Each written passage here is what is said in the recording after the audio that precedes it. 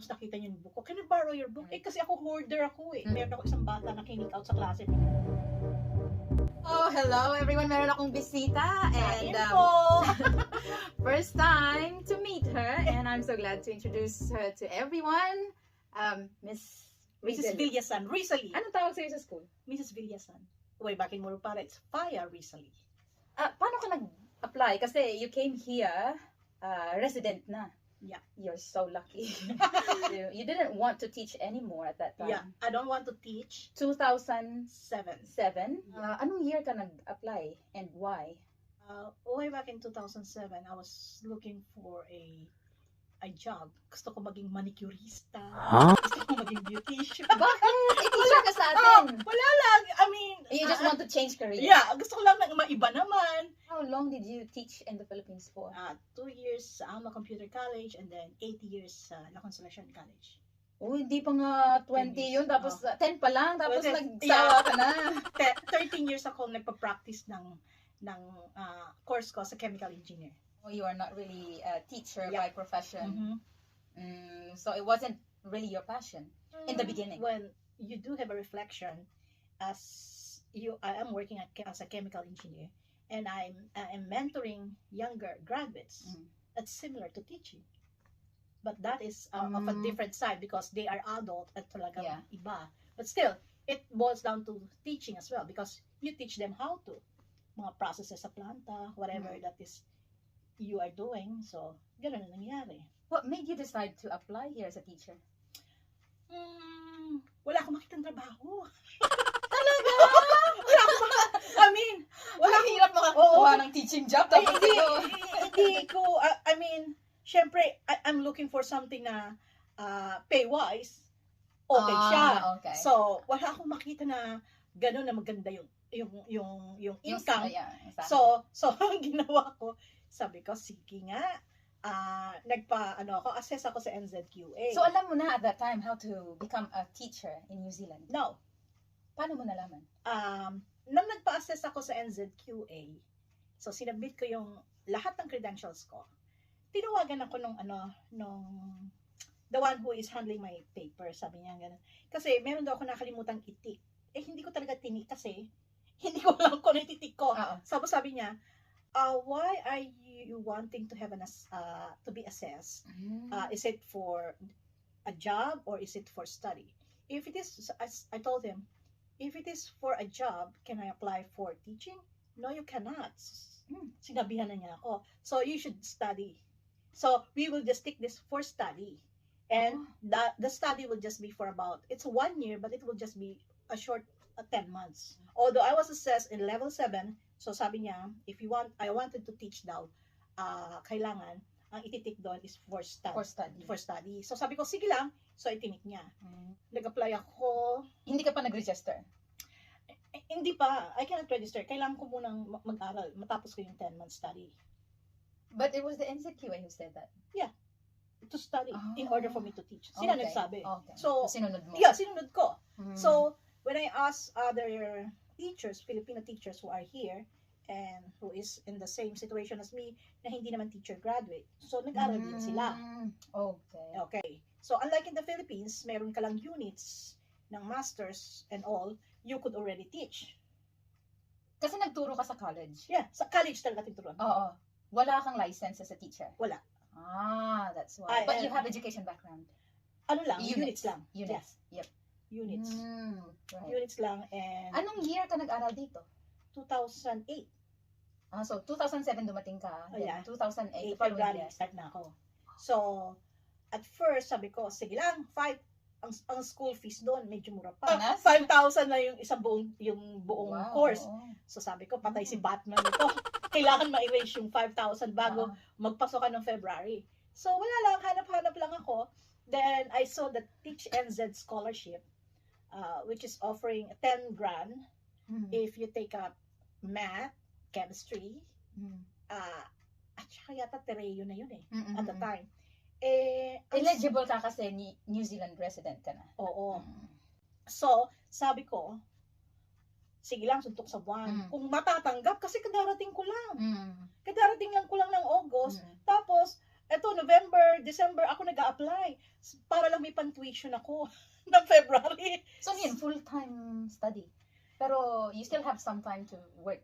Yeah, I am still working on the side, pero more on the job training, which is really pretty good kasi ang nangyayari sa Exposed ka talaga exposed sa talaga. schools. So, enroll ako, ang in-enroll ko is mathematics from year 9 to 13, science from year 9 to 11. Yun ang mga subjects ko. I took up physics from 11 to 13. Okay. I took up chemistry from 11 to 13. Puro And I maths, took up sciences. digital Technology. kinuha ko yun. So ilang subjects yun? 5? Physics, chemistry, math, digital technology, 4. Tapos meron pa kami isang subject. Basta 5 subject namin. We don't concentrate much on the subject. So tinuturuan nila ako on application and how does NCEA works. Oh, So doon ako natuto. Pang teacher talaga kasi Oo, alam pang-teacher, nila oo. that you would like to register as a teacher. Oo. Lalo na sa math. Yung aking tutor sa math, si Dr. Dave Matthews. At ano rin siya, moderator din siya ng NZQA. So, okay yun. So, natuturuan nila ako pati pag-moderate. So, So talagang na-train ka, and then after finishing that course, what happened next? nag-apply ako. Una kong apply is at Trident School. Ang naging referee ko, yung professor. Saan yun? In Fakatane. So, it was just a fixed term. Ang aking referee ay yung professor ko. Professors mo? No. I'm teaching math, pero meron kang mga side subject, may mga option subject. Ang option ko is dancing. Yun lang ang alam ko. Ano ibang options na ayaw mo? Hiking? How many months ka naging fixed term teacher? 1 year ako sa Trident. Then, after that, I moved to JPC sa John Paul College. Bakit ka nag-move? Fixed term din yon. Kasi so fixed term for 1 year kasi relieving for a teacher who gave birth. I was not absorbed as a full-time kasi bumalik yung teacher. So, occupied yun. So, yung dito naman sa JPC, ganun din. And then, after some time, nag-aral ako in between. Nag-aral ako ng postgraduate. Anong technology. course naman yun? Technology. Digital technology o iba? Basta technology. All kinds of technology. Kasi meron ditong technology na tinuturo. Parang TLE sa atin, gano'n? Oo. So, anong mga pinag-aralan mo? One is in science, sideways ng science. Tapos, yung isa... Meron mga home economics, mga gano'n? Well, hindi home economics eh. One is digital, more on science and digital technology. So, pag sinabing science, application. lab? No, not the lab. It's more on application eh.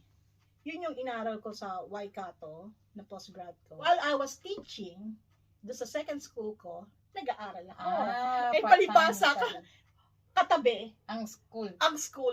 Diyos ko, ang anak ko, ginigising ako, Mama, malilate na tayo. After matapos yung teaching ko, tinapos ko muna yung study ko kasi ang hirap. Talagang Pagsabayin. Ang hirap talagang pagsabayin, lalo na pag postgraduate kasi. Ano ba yan? Scholarship pa rin? Oo, nakakuha ako ng per course is $800. Yung sa teaching ko, nakakuha ko kasi yung una mong 10,000. course dito, 10,000. 10,000. Scholar ka na nun, di ba? Tapos, this time around. Sa Waikato, I took every papers I was given at $800. Discount. Para scholarship. Discount. So, yung excess, isa yun na. Oo. So parang 1,002. Bakit ka pa nag-aral ulit? Dahil mo na napag-aralan. It's different. Iba sila eh. Iba yung knowledge mo. Oo, may alam ka. Pero iba pa rin sila eh. Iba dito. Iba Kasi dito. Back in the Philippines, parang more on theory tayo. Yes. Dito, application. Yes. Tsaka, hindi lang yung more on application. Sa atin kasi, pag may goal, pag mayroong intention sa teaching, it's the teacher who gives the intention. Ito, ang tawag nila is, ikaw as a teacher, at akaya ko and as the student, will be the one to work together for the goals. For the intention. Yeah. Hindi lahat sa teacher. Yep. We're doing kasi that. Kasi hindi, pag sinabi kasi na, okay, pag nag-visit ang IRO, for everyone, the IRO is the quality control of each school here in New Zealand. So, sila yung nag-check if the school is, they are up to standard na siniset ng ministry. Pag yan ay nagpupunta, pag tinanong ng bata, what are you learning? And then sasabihin ng bata, oh, I'm learning to identify the angles of a triangle. So, what is your contribution sa goal? No, my teacher said that. Oh, yun, yari ka na doon. Give the student the freedom to choose what to learn. Yep. But still linked to the big idea. Yep. Parang ganon. As a teacher, we always advocate sa student and lifelong learning. But then, count your fingers how many teachers are doing that. Oh, sabi ng ibang teacher, they do not want to attend professional development. I knew that. I know that. Something like that. So, yeah, you knew that, but one way or another, you have to go back. There are changes, especially nowadays. You cannot just say, oh, this is it. And you cannot insist on what I have learned from the past. Yeah, I may be like this, I'm alright, because of what I have taught, of what my teachers taught me, and what I have learned from the past. But then, what I've learned from the past may not be applicable. That's true. Now, yes, same topic, same concept, but it doesn't mean na you have to teach it you the have same to way. teach it the same way. Especially now, mga bata, they have their voices. Especially dito, students' voice is so strong here in New Zealand. There was a time when there was this EA, education, they assessed you as a teacher, but not putting you down, but helping you out to improve. Most of the teachers, para sa kanila, offensive yung they talk to the kids. Kahit na sino yung bata, sabi niyan, also, what are you learning? So, they have sequence of questions, at tapos binibideo pa. Tapos, i-share sa'yo, this is what your students said. Are saying about you. Ganon. Doon sa ibang teacher, offensive sa kanila at negative ang dating sa kanila. Kasi pag may sinabi yung bata na hindi maganda, again, towards you. Pero, pag may sinabi yung bata na towards you na maganda, okay lang siya. Later on, I learned na mas maigi pang ang interviewin mo yung mga batang palpak dyan, kasi iyan, magsasalita yan ng walang pasintabi, sasabihin nila kung ano yung totoo at bakit hindi nila naintindihan, bakit sila hindi gumagawa. Sa part ng teacher, it should not be negative. Kasi, pag ganun ang sinasabi ng bata, i-improve mo yung sarili mo. You should start reflecting. Kasi kapag ang nangyayari, puro good things lang, ano gagawin ng teacher? Wala lang. Yeah, you feel like you're perfect already. Yeah. And you're not going to study anymore. You stop learning. So, nangyari sa'yo yan in interviewing student mo? Oh, it so happened na yung mga estudyante ko, puro good things ang sinasabi sa akin. So, ngayon, ako, you wanna keep that standard, syempre. Yeah. It's not keeping that standard.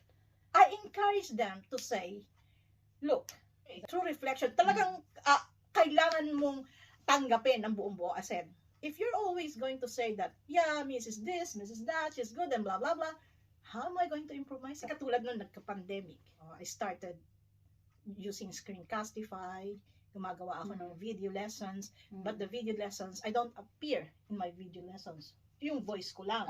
Tapos, all the teachings and all the learning. Pag nagtatanong, what is the attendance of your class? Palaging ang taas na attendance ng class ko.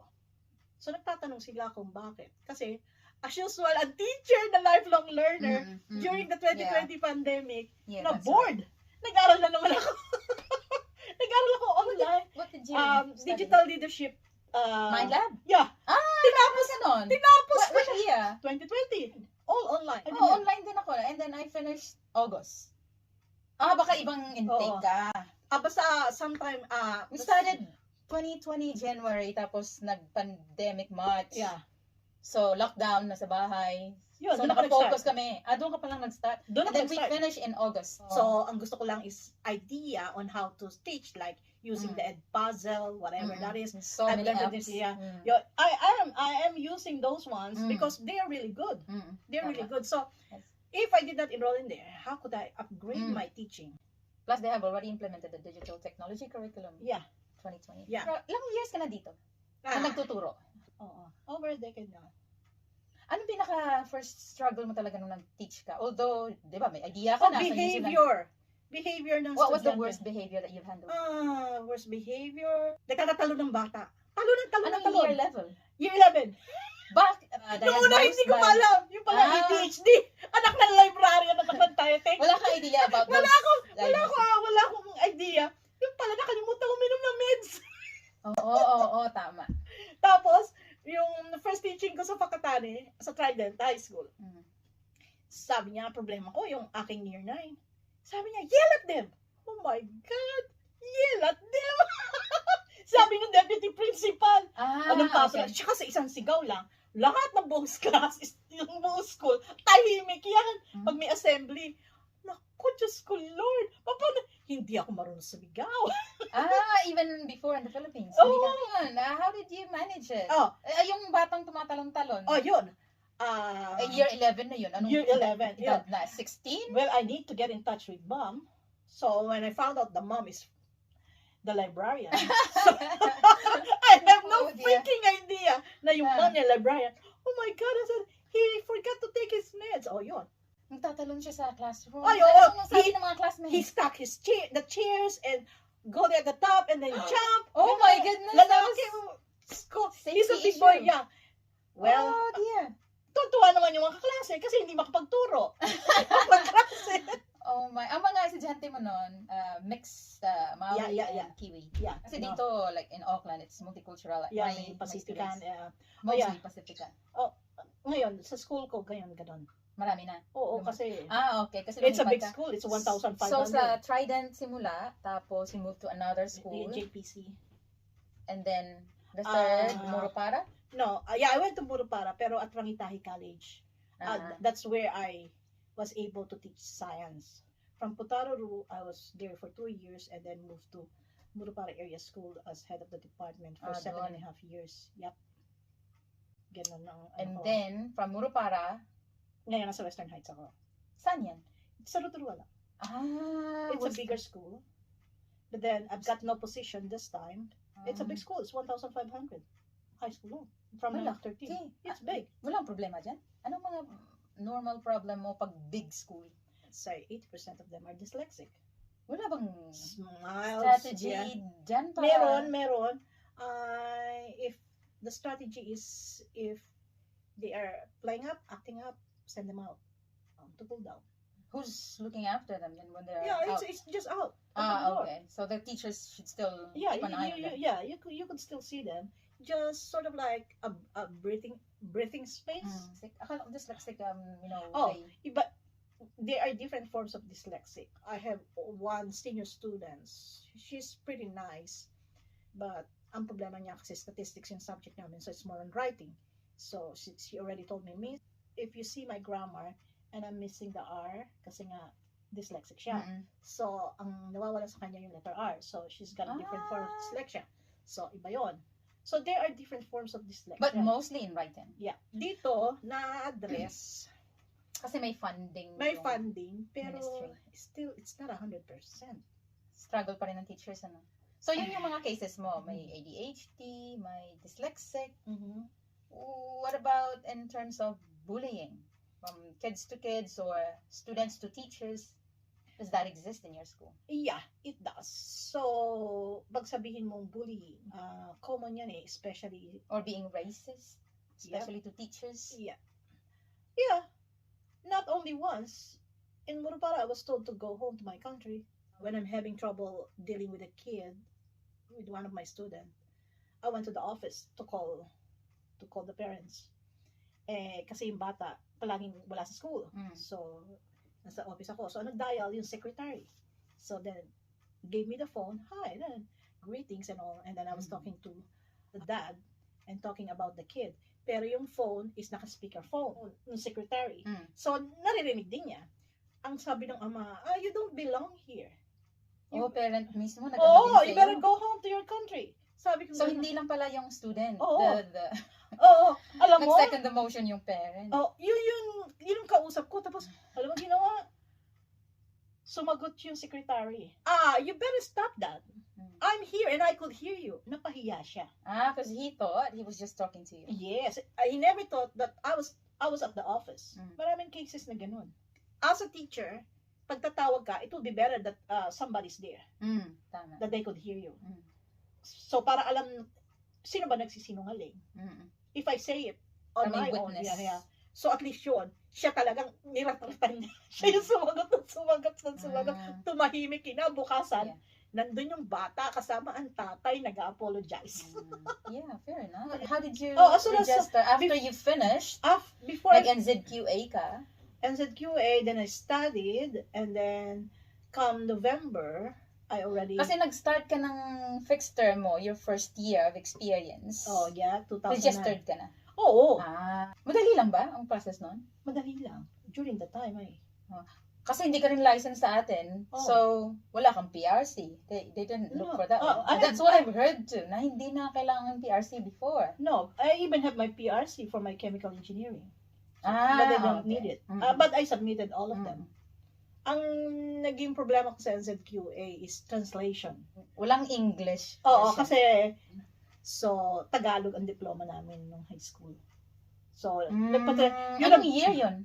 Way back, ikaw po, 1979. Kumuha pa ako nang nag-translate. Hindi, kailangan dun sa registered translator.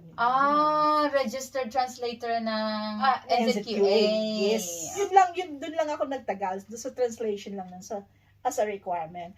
After that, wala na akong problema sa registration. Nung ma-register na ako, lahat ng experience ko was considered ng ministry na para doon sa pay. Including your experience in the Philippines. Yeah. Counted yon. Counted lahat, my work. So you didn't start from the very low pay. No, including my work for 13 years as a chemical engineer, lahat ng teaching experience ko, they all consider. Pati ang chemical engineer. Yeah. Pero ang ngayon, do you think? I think, kino-consider pa rin nila, counted pa rin nila. Kailangan so, it's still possible for anyone from the Philippines, like, without PRC? Do you think? Yeah. Pagkakaalam ko kasi, kapag teacher license ka, kailangan ng PRC kung hindi ka mag-aaral dito. Kung magre-register ka lang kaagad as a teacher? Yeah. And then, if not, why not try? Kahit wala kang PRC. Just send them an email. Nag-respond naman sila eh. During my time, every time I have a question, mag-inquire sa teaching council if you're possible. Mag-inquire ka lang and then they will respond to you. The top now? Or when you started, were you already in the top? At the top. Because of your experience? Yes. Pag full load sa high school, 25 hours. 21 hours contact time. 21. 4 hours time contact. At least, mas okay sa inyo kasi sa amin. Kasi kayo, meron na kayong full-time tapos may teacher release lang kayo. Oo, twice a term. Yeah, twice a term. So, on top of your basic pay, extra pay. Ano yung extra pay? Pag ikaw ay may extra pay, ang tawag doon is units. It depends kung anong klaseng units. Sa HOD mo, head of the department, ilang units yun? Pag 2 units, every unit is 5,000. So 2 units ka as an HOD? Yeah, depende kasi sa sa size ng school. So meron palang HOD na 1 unit lang kasi maliit. Pwede? Pwede. I have not heard about that, but mostly pag medyo malaki, 400 pataas, 3 units na yan. Ang staff ng buong school is 120. Malaki. So sa maths, ilan? Sa math, siguro, lang kami, 8 or 10. Kasi hindi naman lahat ng students kumukuha ng math subjects, ano? Lahat ng junior meron, pero sa senior, Senior, optional yan sa mga bata. Aside from the units, narinig ko meron din mga allowances. Yeah. Sa Muro para, I have 2,500 allowances. Rural area? Yeah, and hard to staff. Paras din sa school na. So, that's plus 2,500. On top of the 10 grand, there's another 2,500. 10 grand every year? Kasi yung units mo. Then plus 2,500 as a hard to staff. Yeah.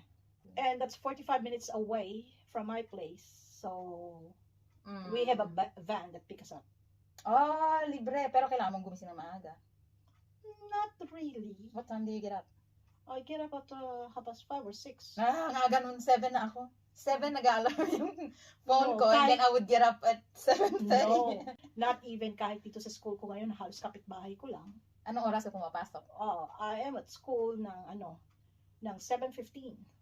Ganun. Wala pa yun. Hindi pa mag-o-open ang school namin pag ganyan. We have our own keys. All teachers have their own keys. No, we have our own keys as well to our classroom. We can even access the other classroom. But the main gate? No, we have the keys to the main gate. You can go there anytime. Because bawal sa amin, especially if you don't have somebody with you for safety reason. Because you need to prepare your classroom. You need to prepare the lesson. May specific time lang. No, hindi. Sa morning, palagi baga. So you could prepare the board, you could Yeah. prepare Normally, and I'll stuff. be in school at 8 already. and the So, printing materials and Mm-mm. everything. So lahat yun. Kailangan maaga ka. Yung tapos, at 3, after 3, ano nang ginagawa niyo?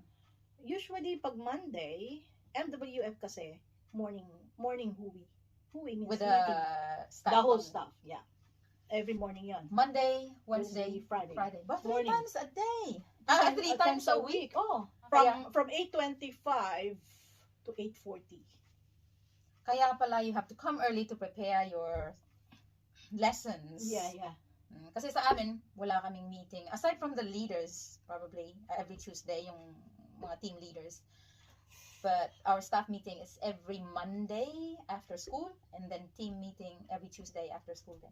After school, may meeting pa ba? May PD kami usually Okay. ng Monday afternoon. Every Monday afternoon yun. Yeah, means hindi naman regular. Ah, Tapos meron department meeting on Tuesday. afternoon. Yeah, it's either Tuesday or Wednesday. Yeah. So parang briefing lang in the morning. Thursday morning, meron kaming house meeting. Kasi yung mga houses kayo, like, Yeah. kung ano ang pangalan nyo dyan. Oo. That's good. Meeting, the discussion is sino ang problem kids, Oo. sino ang ganyan. Kasi So, nakamix na it's- yan, di ba? so, From ang- all levels. ang house meeting is more on pastoral. More So, pastoral. mga teachers naka-group din kayo according to house. Yeah. Anong tawag sa mga houses niyo? Iba-iba eh. Aotearoa, mga ganon. Anong sa amin, mayroon, 3 lang sa amin, wind, water, and fire. Yeah. But we don't have meeting. And then we normally just use that one for as PB4L, mga Oh, yeah. reward system Yeah. namin, ganon. And then during our athletics, ayun, magugrupo yung mga bata. Ano din ba sa inyo? Yeah, pero kasi yung PB4L na yan, Positive behavior towards for learning. Meron kami ngayon yung program, pero the same, pero malalaki ang prices. Ooh. Mhm. Sa amin, mga ano lang, popsicles. iPod. Bawat child. So mananalo, bawat year level. So, paano pag nanalo, say for example, Aotearoa, tapos Hindi iPad pero mananalo. Mananalo is one particular student in that group? in that group. Meron, Meron, lalo na that's ngayon. nice. Kasi ang senior, maagang natatapos yan. November 18 pa lang tapos ang senior. So, paano ang awarding? Halimbawa, senior ang nanalo. Tatawagan na lang. During the prize giving. Kasi may Ah. prize giving naman ang senior eh. Tatapos. Una sila natatapos. Gawa ng external NCEA. Mm. NCEA starts on the 18th of November till December. So, ano na sila yan? Tapos Study pag from home. nagtuturo ka sa senior, naku, maaga ka rin natatapos kasi wala ka ng students Yeah, pero mas mahirap ang senior because yung mga of the walang, papers. mga walang credits, naghahabol yan. Paano? Kapag kulang sila ng credits, Miss, can I take the exam on this, blah, blah, blah. No. Ay, di okay lang. Maliit. Ilan na lang sila at least. No. It's mas mahirap yan kasi at times you need to teach them pa before they could sit on the exam. I-review mo pa. Oh, yes. It's either they... So, yun yung mga bumagsak sa exam At during times, the... hindi bumagsak. They did not sit on the exam. For... Kahit walang valid reason, pakukuhanin pa rin. Well, makaabot lang siya doon sa required credits niya. Yeah? Give the students a chance. So, Give the you students try a to chance. be considerate. Yeah, we should be. Mhm. We should be. Yeah. Because, let's face it, iba-iba ang priorities ng mga bata. Lalo na dito. Yeah. Ang mindset nila Yeah. dito iba eh. Kasi easy access to almost everything. Yeah. Kahit sa support ng government, it's very easy as well. Yeah. Funding and all. So are you happier here compared to your teaching? Well, siguro na, mas settled ka na. You've been teaching here longer than in the Philippines. Yeah. And you've seen the difference. Oh, there's a big difference because way back home as a teacher, students look up to you. Dito, they will look down on you. No, it will Hindi naman. No. Pero parang equal lang ano. Ganun din ang magiging treatment sa iyo. Kung ano mo Kung- sila iti-treat. Oo, kung if they could see how good you are. I think, yeah. Because when I moved to my new school, sabi ng isang teacher na medyo bata, oh, you will have a problem for a month. Because you know how students are. They're Mm. always like that. Mm. For a month or two, I'm going to have a problem. And I just moved third term. Ilang buwan lang yun. Di naman buwan yun. 2 buwan kalahati lang isang term. So sabi ko sa kanya, yeah, it's a given. If you move to different school, there will always be issues. At so happen, siguro, dahil sa practice ko sa Murupara, when I moved here, I did not have any problem. Mm. As a matter of fact, it's easy. Alam mo yung, in our job, it would be best if you know how to share your knowledge. Not to the extent na nanakawin lang nila sa akin itong knowledge na to. But normally, it's the culture here in New Zealand to share. That's why there's Yeah. collaborative planning. Yes. You could go to individual teachers and they will help you and they will teach you. But not in the sense that it's As a open. Yeah, team. yeah, it's open. So I started laying down my cards. Oh, why don't you use this? You use Mat Starter.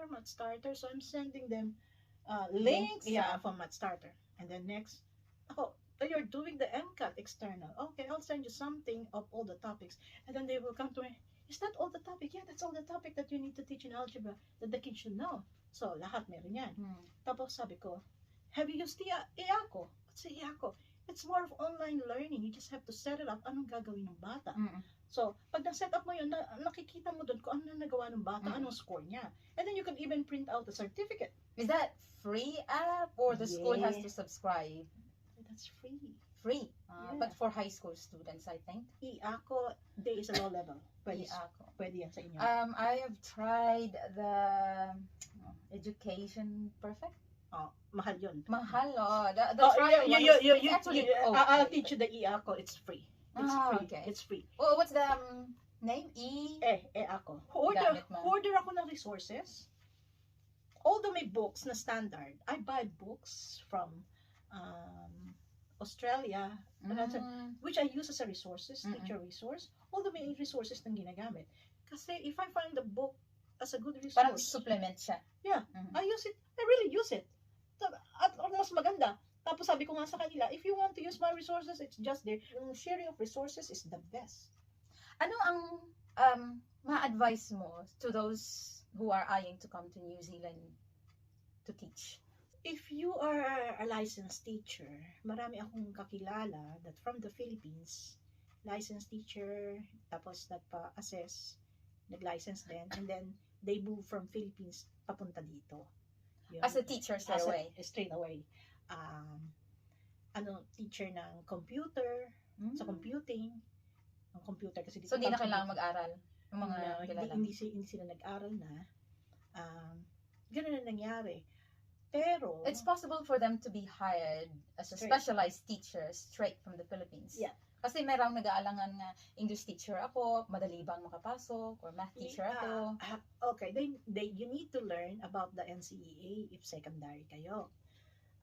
You have to just go to NCEA website at doon yung makikita na kung ano yung backbone ng curriculum ng bawat subject.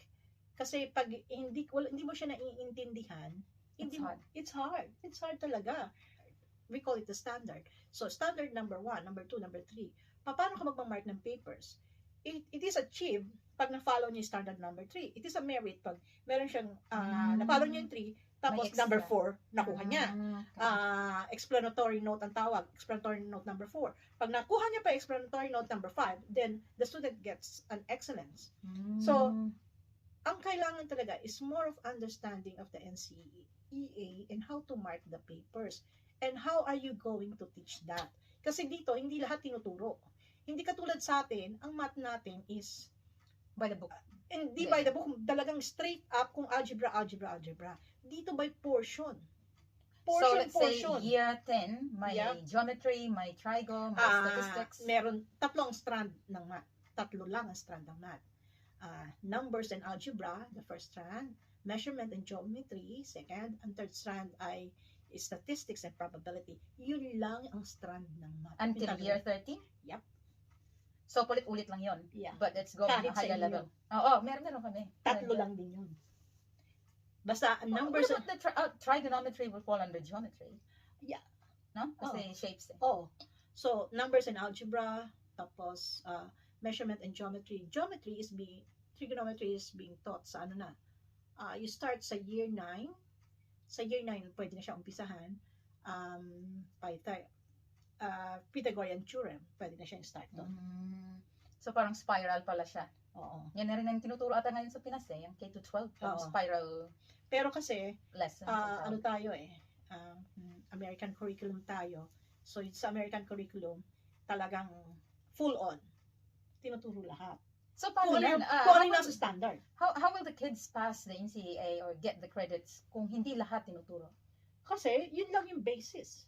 Kung ano yung tinuro mo, yun So, lang yun lang din yung ang ituturo lalabas mo, sa yun NCEA. nandun sa standard.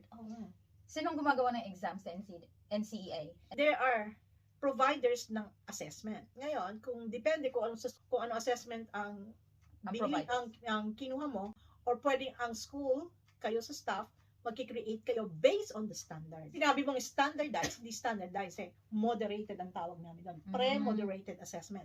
Ito yung standard, tapos kung magki-create ka or meron kang binili na assessment, from somewhere. Ngayon, pag ginawa mo to, i-compare mo ito siya. ba, yung explanatory note number 1 ba, papasok dito, explanatory note number 2, 3, 4, 5, lahat ba nandyan? Kaya, bago gamitin na exam, pinipre-moderate yan ng department. Okay. Ang tawag ng pre-moderation. Na kung nagko-comply, itong assessment na to, dito sa standard. Now, pag nag-assessment na, teacher will mark the assessment. After marking the assessment, may tinatawag na random selection for internal moderation. Internal moderation is within the school. May outside After that, it will depend kung ang NZQA ang nag-request o ang school ang nag-request na external moderate sila ng assessment. If we go back to those teachers who are considering of applying here in New Zealand, it's still possible for them. Yeah. But it's going to be a struggle if they don't have any idea about this. And don't be disheartened kasi kung kayo ay nata-turn down, it's common. It is normal lang yun. All of us, what do you call this, we experience rejection. So, normal yun dito. Because ang priority nila is somebody who understands the curriculum. If you could assert that you learn it, so depende na lang kung paano mo ipoprove na you understand the curriculum. Don't be disheartened. Kasi hindi ka lang doon magkakaroon ng rejection. Even when you are already in the school teaching, marami kang may experience na never mo na-experience sa buong buhay mo sa Pinas. Kasi the culture is really different. You can apply directly. Maghanap kayo ng rural school. Huwag kayong mas sa prefer city, mo sa rural. Mas madaling pumasok sa rural sila. Talaga? Kasi ako nahirapan ako makahanap noon. Dito ako nakapasok. Kasi ang rural school is hirap silang kumuha eh. As a mga hard to staff school. But how will you know which schools are hard to staff? Okay, look for the school that with the name of Kura or a Maori name. Matatanggap ka ba? Akala ko noon they would prioritize Maori teachers. If they have. Kaso, bihira lang din. But in the field of math and science, ibang usapan sa kanila, no? Meron man silang mga science, pero most of them are in bigger school. So, maths and science teachers, you are in demand, I would say? Yeah. Well, rejection is rejection. So what? As long as nobody dies. Yeah. Pero sa iba, syempre, mag-aalangan sila because you'll be spending money for something that is not 100% sure. Not everything is 100% sure. When you came in here, are you 100% sure na magiging residente ka? Or most of you, in general, wala risk talaga eh. Ang risk factor talaga ang taas. Let's say nasa 90 to 100%. Wala ka talagang kundi you need to take the risk. So, kung sasabihin mo pera, you'll spend money, pero I were you, just go ahead, apply. And who knows, sabi nga, daanin mo sa dasal. Because, let's face it, prayers can move mountains. So, hindi lang dahil magaling ka, matalino ka, it's not like that. It's more on building relationship. You cannot apply for a job if you have not built a relationship. I know so many who have applied and have a good teaching position. Kung talagang gusto nyo, sabi nga, go. Well, for those people na it's worth it naman, pag nakasettle ka na dito, okay na. For others, sabi nga, there are so many reasons, maraming dahilan. Pero pag talagang gusto mo, sabi nga, kahit na sumuot ka pa sa butas ng karayom, sige lang, fight lang. Yun lang yung masasabi ko. It's worth to give it a go. Yes, give it a go. who knows? So, ayan, I'm pretty sure you have learned a lot of things from Mrs. Villasan. Villasan. Yeah, the heartache and everything of being a teacher in New Zealand. Yeah. Thank you so much for sharing all of your experiences. And then I'm also learning a lot from it, making myself ready. I will move to high school or not. We'll see how it goes natin. At least may idea na ako on how you do things there in the secondary. Yes. Ay lang yan. Sige, till next time.